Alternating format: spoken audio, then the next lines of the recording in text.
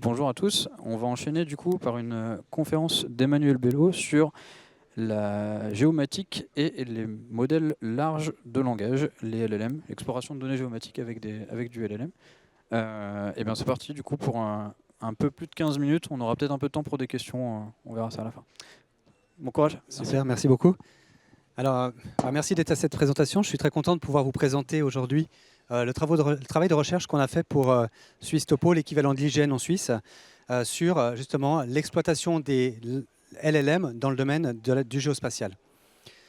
Je m'appelle Emmanuel Bello, je suis responsable du département géospatial à Chem2Camp. En quelques mots, Chem2Camp, c'est une entreprise de services spécialisée dans l'open source qui a été fondée il y a 20 ans. On est maintenant à 200 employés actifs sur 3 pays. Et notre positionnement, c'est d'être éditeur de solutions open source avec les communautés et aussi intégrateur pour faire des projets spécifiques avec nos clients. On n'est pas un acteur généraliste de l'open source. On a 3 domaines de spécialisation. Donc tout ce qui est la géomatique, la géoinformatique, pour traiter les données géospatiales. On a aussi un département business qui s'occupe de modéliser et implémenter des processus dans les entreprises ou dans les administrations, et aussi un département infrastructure pour tout ce qui est gestion de serveurs sur le cloud principalement, mais aussi on-premise. Et après, on a un business model assez typique d'une entreprise de service. On fait aussi bien du conseil, de l'implémentation, que des offres de maintenance et d'hébergement. Voilà, alors on va rentrer dans le cœur du sujet. J'ai axé ma présentation sur 3 axes. Pourquoi les LLM et le géospatial? Qu'est-ce que ça apporte? Pourquoi c'est important? Ensuite, on verra différents cas d'usage qu'on a étudiés cette année avec des prototypes. Et puis, je finirai par une conclusion pour donner notre point de vue par rapport à où est-ce qu'on en est dans l'état de l'art et quelles sont les perspectives. Alors, pourquoi c'est important, le géospatial et les LLM? En fait, ce qu'il faut comprendre, c'est qu'on a, dans les données qui sont exploitables en informatique, en fait, 80% ou plus, ou quasiment toutes les données ont une composante géospatiale. Aujourd'hui, quand on présente à l'Open Source Experience, on est venu à Paris, donc on s'est déplacé, il y a une notion de géographie, ça impacte nos choix. Si la conférence avait été à Berlin, ça aurait été peut-être différent. Enfin, la géographie, elle est vraiment dans tous les choix. Et en fait, quand on prend une décision, alors on va s'intéresser à peut-être à un aspect financier, un aspect technique, à un aspect de régulation, mais pour prendre une décision vraiment bien informée, il faut aussi tenir compte de la géographie dans de nombreux cas. Intuitivement, on pense qu'en fait, on n'a pas trop besoin de prendre en compte la géographie. Dans les systèmes simples, c'est effectivement le cas. Aller à Paris, à la capitale, c'est assez facile d'appréhender ça de manière intuitive. Mais par contre, si c'était un roadshow itinérant qui allait sur toutes les capitales en Europe, je pense que ce serait plus dur d'appréhender qu'est-ce que ça impacte vraiment. Temps de trajet, distance de déplacement, etc. Donc dès qu'on a un grand système de données géographiques à appréhender, on a besoin de support, de soutien avec des logiciels. Donc la géographie, ça sert vraiment à prendre des décisions informées, à améliorer l'efficacité opérationnelle, si on pense à un réseau qui est déployé, et aussi à améliorer la résilience d'un système, notamment par rapport aux risques naturels, s'il y a des pannes à un certain endroit, qui est de la redondance aussi géographique. Et la carte, avec la notion de visualiser des coordonnées X, Y sur une carte, c'est ce qui permet à l'être humain d'appréhender la notion de géographie. C'est vraiment un monde important pour appréhender ça. Et donc la question, c'est qu'est-ce que les LLM peuvent apporter dans ce contexte? Donc on a axé notre projet de recherche autour de 4 axes. D'abord, est-ce que les LLM peuvent améliorer l'accessibilité de la donnée géographique? Ce n'est pas évident en fait, c'est quelque chose qui n'est pas accessible aux novices. Une carte qui a été préparée, oui, mais préparer soi-même une carte, accéder à des données, les projeter, les mettre sur la carte, les thématiser, faire des requêtes pour extraire la bonne information, ce n'est pas évident. Donc on s'est intéressé à ce que un chatbot, un assistant qui permet de parler à sa carte, améliore et rend les choses plus accessibles. Clairement oui. Ensuite, le deuxième point, pour prendre des décisions, il faut des données. Pour avoir des données, il faut les trouver. Donc dans votre grand entrepôt de données, comment est-ce qu'on va trouver la bonne donnée? Et du coup, là, est-ce que le LLM peut aider dans un contexte géographique à trouver les données pertinentes pour les analyses qu'on souhaite faire? Ça va être aussi un des axes de la présentation. Et puis après, il y a des questions en lien avec la géographie. Est-ce que les LLM peuvent répondre aussi à des questions en lien avec la géographie? Et on finira sur un aspect qui est l'enrichissement des données, Les LLM, comme ils lisent du texte et ils génèrent du texte, ils peuvent aussi probablement aider à enrichir les données pour faciliter leur découvrabilité ou leur recherche. Alors le premier point, donc l'accessibilité, le chatbot cartographique. Donc on a fait un prototype, une petite vidéo qui montre un cas d'usage. Donc là on a une carte et dessous on a un prompt. Et là dans cette interface, l'utilisateur demande affiche-moi les bâtiments à Morges. Et on voit qu'on peut piloter la carte qui va du coup zoomer sur la région de Morges et ensuite aller chercher des données dans un entrepôt et les mettre en évidence sur la carte. La même chose par exemple pour les parcs à Genève. Hop, on va zoomer sur Genève et on va aller chercher ces données des parcs à Genève. Après, on peut faire des requêtes un peu plus compliquées, comme par exemple les collines ou les montagnes de plus de 4000 mètres en Suisse. Et là, pareil, on va avoir une réponse pertinente du LLM qui pilote la carte.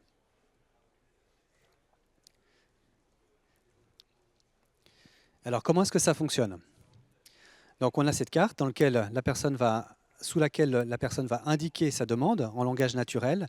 Et ensuite, on a un encodeur qui va reformuler cette requête en donnant des instructions à OpenAI, mais ça pourrait être un autre LLM, ça pourrait être du Llama 3 par exemple.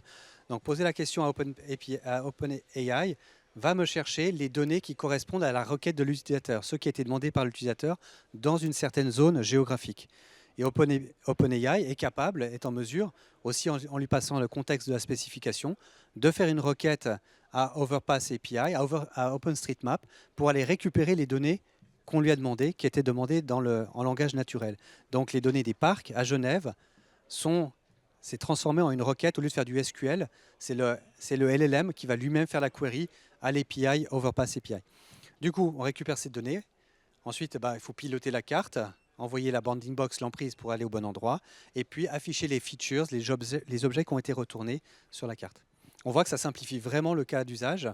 Il n'y a pas d'utilisateur qui doit se connecter, faire des requêtes SQL ou des requêtes assez compliquées sur la Overpass API. Il y a une vraie amélioration de l'expérience utilisateur. En matière de recherche de données, donc traditionnellement on fait des recherches lexicales, donc on va chercher vraiment des mots qui sont proches tels que ça a été écrit dans la recherche. Et puis maintenant les LLM permettent aussi de faire de la recherche sémantique en se posant la question du sens. Donc à quoi est-ce que ça ressemble? Donc typiquement un catalogue de métadonnées, un catalogue de données, on peut taper dedans par exemple politique des déchets, à gauche on a une recherche lexicale, à droite une recherche sémantique. Donc, les outils traditionnels, actuellement, par exemple, GeoNetwork utilise Elasticsearch, ils vont faire la recherche lexicale, afficher les résultats. Le LLM, en recherche sémantique, va fournir des résultats assez proches. Par contre, quand l'utilisateur il pose une question un peu naïve, quand les poubelles sont-elles ramassées? Il s'intéresse, oui, à la politique des déchets, mais quand les poubelles sont-elles ramassées? Là, le LLM, lui, il va arriver à trouver des données qui sont proches du sens de la question, tandis que la recherche lexicale, elle ne va pas fonctionner. Donc on voit aussi là qu'il y a un vrai intérêt pour l'utilisateur de pouvoir utiliser des données des recherches sémantiques. Donc comment est-ce que ça fonctionne? Vous avez la métadonnée qui va être au milieu, qui va être d'abord encodée dans un document, puis embeddée dans un espace vectoriel, et puis la question de l'utilisateur qui va être aussi embeddée dans l'espace vectoriel, et puis au final, la recherche sémantique, ça va être de comparer quelles sont les métadonnées qui sont les plus proches de la question pour identifier les métadonnées qui sont pertinentes.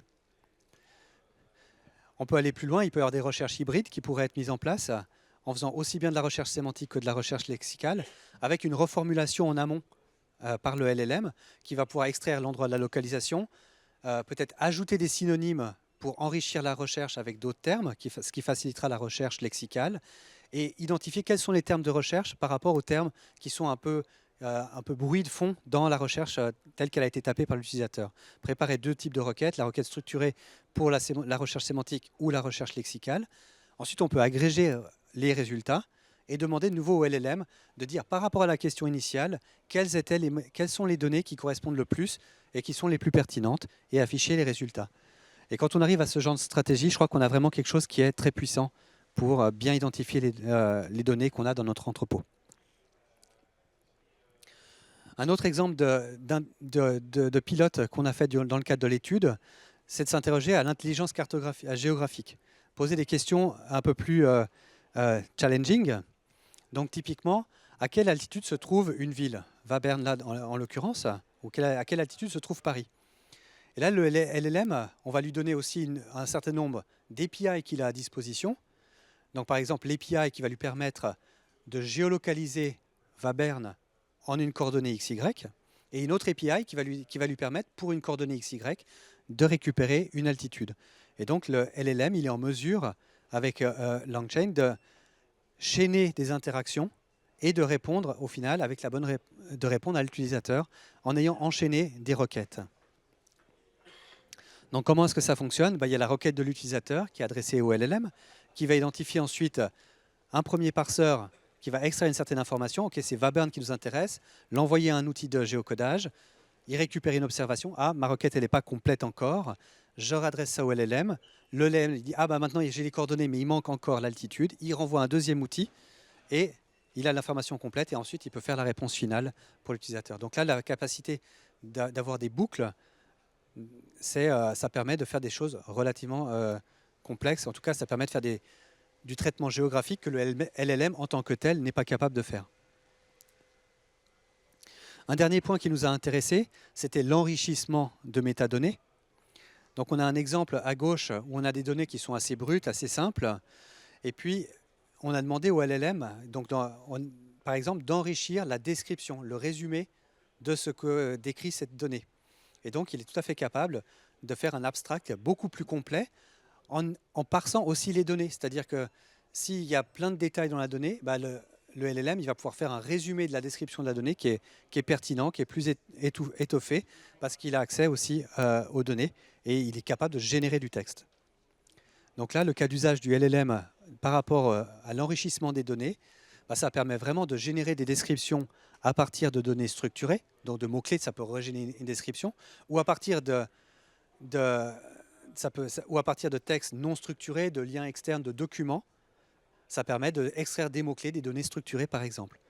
Mais ça permet aussi, comme ça travaille dans le domaine du sémantique, donc du sens, ça permet aussi de traduire des documents ou de faire des résumés par exemple.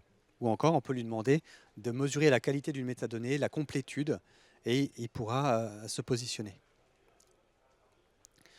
Donc typiquement, ouais, dans notre cas, gérer une infrastructure de géodonnées, la rendre accessible à l'utilisateur, tous ces outils sont vraiment très puissants.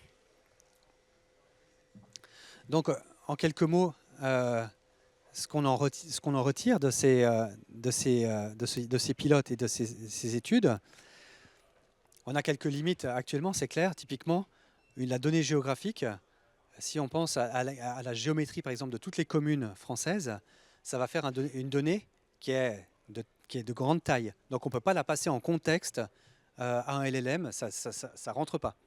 Donc là, c'est un point où on ne peut pas utiliser tout le potentiel. Les LLM, actuellement, ils ne peuvent pas traiter des requêtes généralistes complexes. On ne peut pas lui donner un entrepôt de données. Et puis, il va identifier lui-même par quelle colonne et quelle jointure faire pour arriver à répondre à une question qui est assez ouverte. Il arrive à enchaîner des requêtes si on a des API assez précises qui sont dans le sens de la question qui a été posée, mais il n'est pas encore au stade à pouvoir traiter des requêtes généralistes. Et ce qu'il faut aussi bien comprendre, c'est que le LLM, c'est un modèle de langage, donc ça lit du texte et ça génère du texte, et donc ça ne gère pas les géométries. Donc typiquement, il ne pourra pas travailler avec des coordonnées. Il ne pourra pas faire une intersection. Si vous avez un point et puis un cercle, il ne pourra pas dire ce point est dans le cercle. Ça, c'est des opérations qu'on fait traditionnellement en base de données avec une cartouche géographique, mais que le LLM ne peut pas faire. Donc il aura besoin de s'appuyer sur d'autres outils pour ce genre de choses. Mais de notre point de vue, les pilotes qu'on a pu faire cette année, c'est très prometteur parce que la recherche hybride, ça fait vraiment progresser l'information qui est retournée, la qualité de l'information retournée à l'utilisateur. Un agent conversationnel avancé qui permet de piloter une carte, ça rend l'expérience utilisateur vraiment très simple et donc ça ouvre un accès à tout le monde. Il n'y a plus besoin d'un logiciel métier pour créer une carte et aller chercher des données. Et puis la possibilité d'utiliser des API pour faire des requêtes géographiques, d'avoir ça aussi dans l'agent conversationnel, ça rend la possibilité de répondre à vraiment à n'importe quelle personne peut avoir accès à cette information géographique.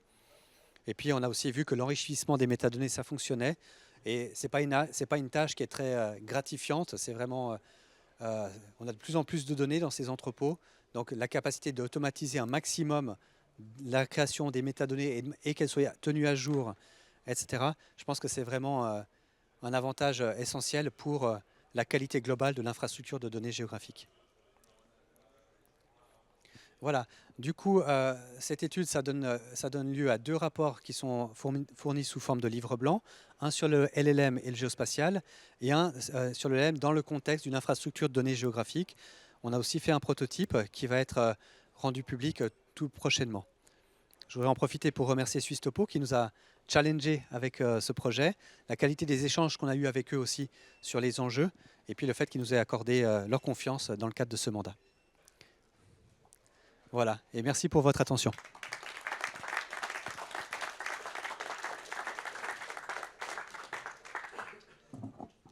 Merci beaucoup. Il nous reste du temps pour les questions. Oui, n'hésitez pas à lever la main si vous avez une question. Bonjour, merci pour cette présentation. On voit bien que vous avez essentiellement travaillé sur l'intégration des LLM avec des données géospatiales. On est actuellement sur des modèles qui sont multimodales. Quand on dit multimodal, ça veut dire qu'on prend n'importe quelle modalité en entrée. J'avais jamais imaginé cette situation, mais dans l'absolu, une donnée géographique ou spatiale, géospatiale, peut être une modalité complémentaire. Donc on pourrait invoquer un modèle ou entraîner un modèle dédié pour lui dire en entrée, eh bien, je te donne des coordonnées, je te donne une image, je te donne une vidéo, je te donne du son, enfin peu importe, mais la partie géographique serait une donnée comme une autre. Est-ce que finalement, ça ne réglerait pas les problèmes que tu évoques sur le fait de dire je suis à proximité, pas à proximité, avoir finalement les modèles qui sont entraînés naturellement à traiter l'exploitation géospatiale comme étant une source de modalités finalement? Alors, sans avoir étudié plus que ça, mon intuition me dirait que oui, parce qu'on arrive maintenant à avoir des modèles qui vont faire des mathématiques, alors que à l'origine, ce n'était pas du tout pensé pour. Donc, je peux imaginer qu'on arriverait à entraîner peut-être des modèles dans cette direction. Oui. En prochaine thèse, quoi. Maintenant, si quelqu'un veut me challenger et puis dire non, il ne faut pas hésiter. Hein. Je sais pas s'il y a d'autres questions. Oui. Bonjour. En fait, moi, je travaille sur des problématiques de jumeaux numériques et d'IoT. Oui, bonjour. Je travaille sur des problématiques liées aux jumeaux numériques et aux IoT. Comment est-ce que vous voyez en fait l'intégration des données en fait qui vont être remontées par des capteurs dans le futur pour, par exemple, pour les problématiques pour étudier des taux de défaillance sur des ponts ou des infrastructures? En fait, je pense qu'à l'avenir, en fait, on pourra faire des requêtes un peu plus poussées. Ça rejoint ce que vous disiez, en fait, d'entraîner des modèles mathématiques, en fait, pour comprendre ce qui se passe au niveau des infrastructures. Et voilà. En fait, ma question, c'est les capteurs, les données remontées aux capteurs. L'intégration des capteurs par rapport à... En fait, moi, j'ai l'impression que c'est une piste qui est très sérieuse, parce qu'en fait... d'avoir un agent conversationnel qui est capable d'interagir avec les données qu'on aura dans l'entrepôt, au final, plus il y a de données dans cet entrepôt, plus il pourra fournir des réponses pertinentes en fait. Et puis il y a des choses comme détecter des patterns, des tendances, où ça va bien fonctionner. Donc je suppose qu'il y a un intérêt aussi en manière un peu anticipatrice de pouvoir estimer qu'est-ce qui va arriver dans les prochaines heures, dans les prochains jours. Moi j'ai l'impression que c'est pertinent, ouais, tout à fait. Je ne sais pas s'il y a d'autres questions peut-être dans la salle. Il nous reste encore un peu plus d'une minute. S'il y a une dernière question. Ouais.